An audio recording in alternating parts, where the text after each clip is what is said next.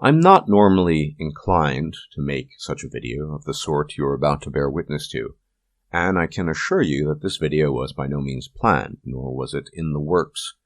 But the gravity and importance of the matter of discussion have, due to necessity, forced my hand in the matter. Not too long ago, an anonymous man wrote a message to another man on a channel called Entrepreneurs in Cars. And Entrepreneurs in Cars styles himself a guru and dispenser of red pill advice and knowledge concerning quote-unquote game, making money, and pursuing quote-unquote excellence, where excellence is defined as, rather cyclically, making money so you can feel good about yourself, achieve status, and consequently attract higher quality women, rinse and repeat.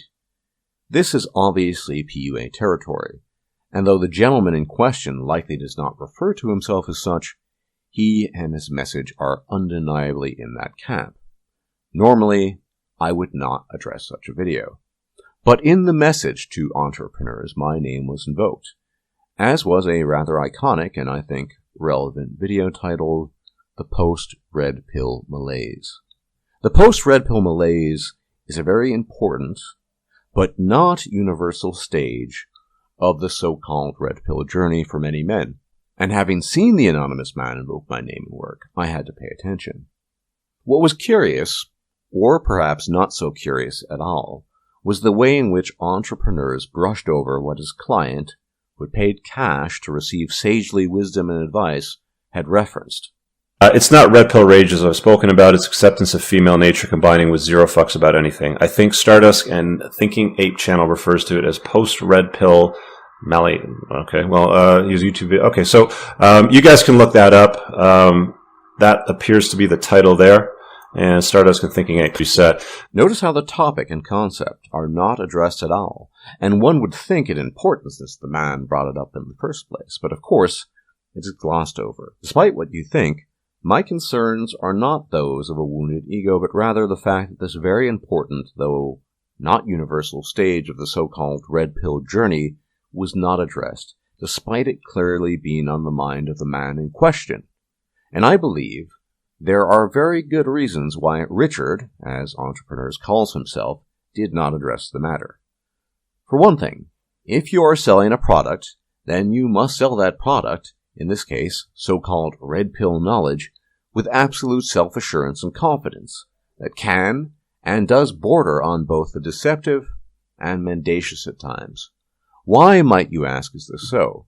Because selling a product of the sort that is being sold in the video in question involves courting the illusion of certainty and selling that illusion of certainty to other people. This is by no means unique to Richard. This is a byproduct of selling a thing or idea on the premise that it is inherently true and that those seeking to purchase that thing or idea must accept that truth. Or in other words, there is no room for nuance, subtlety, or at times outright honesty, because you must repeatedly say that your product is the best, the truest, and the only one on the market worth paying attention to. We all know that in the realm of physical products, such a claim is often made, but rarely, if ever, given heed because of the patent absurdity of the claim. Imagine, if you will, that someone who sold shoes claimed that his shoes were the very best shoes in the world. Now, it's fairly normal to make that claim, but I would imagine that most people would regard the claim made by the seller of shoes with some suspicion. Yet, when it comes to the marketplace of ideas, the stakes always seem higher. And if you are peddling a strict set of ideas, people are much more likely to lose circumspection and for an afterthought, as they become lost in the morass of the pretended certitude you are selling them. And obviously, this taps deeply into the human need for certainty and assurance.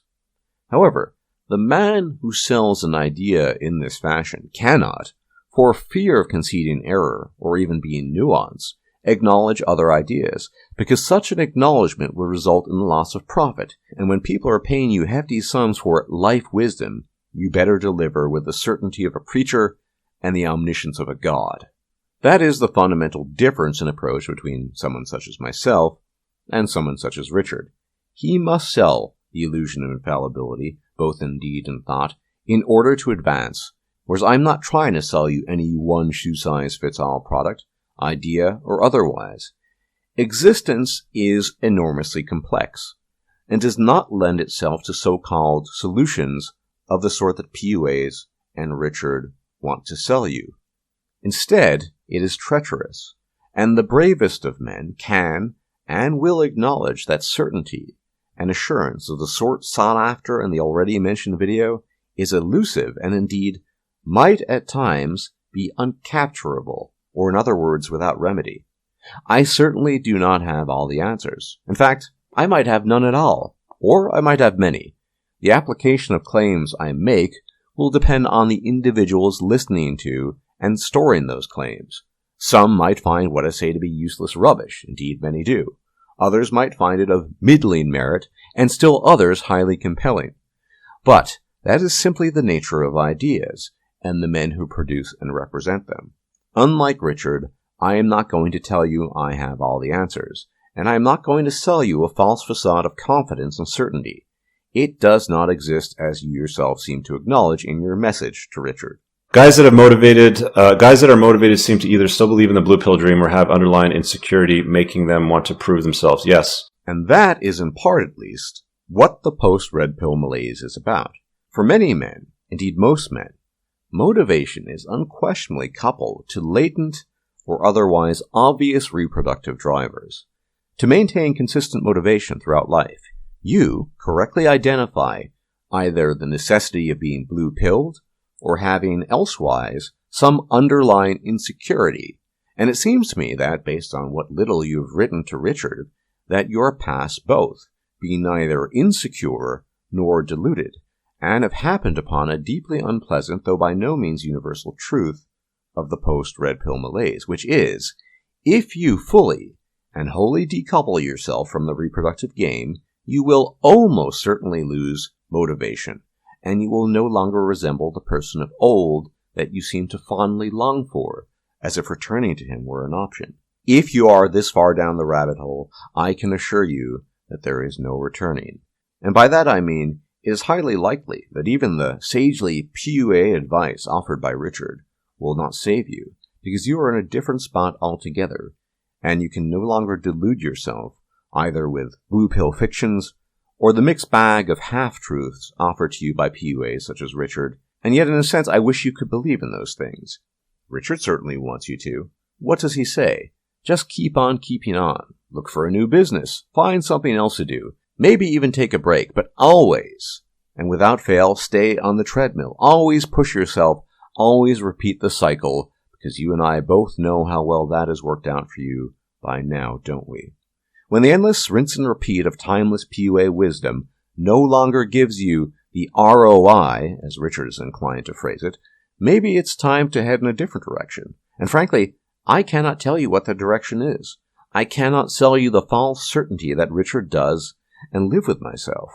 I cannot say, here is that path, tread upon it and find glory, because there might be a myriad paths, or there might be none at all, and the only way you can determine which is the case is the relentless desire to explore all possibilities, being closed off to none, fully running the risk that there might be no possibilities, there might be no answers, no solutions, no salvation, at least of the sort Richard wants to sell you.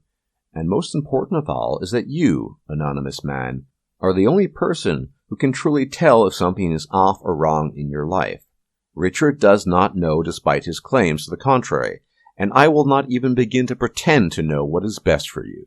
You appear to be well past all the red pill basics, and if that is the case, you will not be served by PUA wisdom, and likely not by MGTOW for that matter. I can say that your lost past may be irretrievable, and it might be time to come to terms with a new reality that is neither richer nor poorer nor better nor worse, but simply is a stage in a life cycle of endless learning and revising your views. For all his talk of constantly revising his beliefs, Richard seems fairly dyed-in-the-wool on one set of principles, one set of guidelines, never entertaining any others. And this, and for all the other reasons cited, explains quite readily why the issue of the post-Red Pill Malaise was never addressed, and will never be, under any terms other than the tired hamster wheel of PUA rhetoric made to keep you going and to never question to line the pockets of the profiteers and peddlers of final truths and absolute wisdom, the dictates of snake oil salesmen who, to turn a profit, will lie to your face and not bat an eyelash in the process. If you wish to stay on the treadmill, then do so freely, and only if you are fairly certain that the desire was born of you and not externally.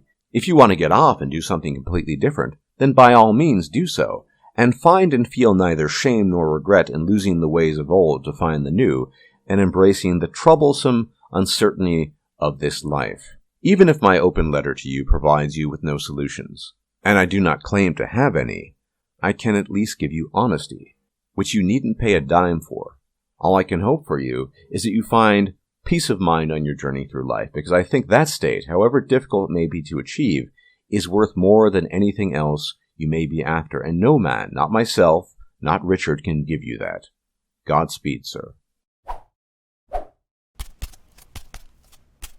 If you liked this video, please like, share, and subscribe. And if you enjoy my content, please consider making a donation or becoming a patron. Thanks for watching.